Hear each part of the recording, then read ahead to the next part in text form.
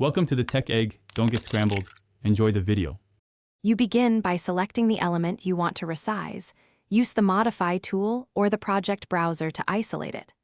Once selected, make sure the element isn't pinned and that its host or constraints won't block changes. Turn on temporary dimensions or align a reference plane to create a predictable snapping point. Then type an exact value into the temporary dimension or click the dimension and enter the new size so you control both how and why the change occurs. Once the basic value is entered, switch to precise adjustments. Open the Properties palette and edit width, height, or depth numerically for predictable results. If the element is composed of multiple parts, use Align and move to reposition faces before scaling to avoid unintended offsets. For families, decide whether to change a type parameter for all instances or an instance parameter for just this one. This distinction explains why some edits propagate and others do not, so choose based on the intended outcome.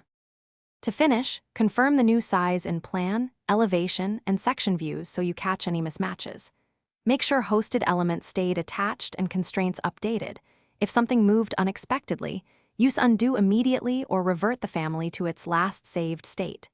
If a family refuses to resize, reload or edit the family in the family editor and adjust parameters there.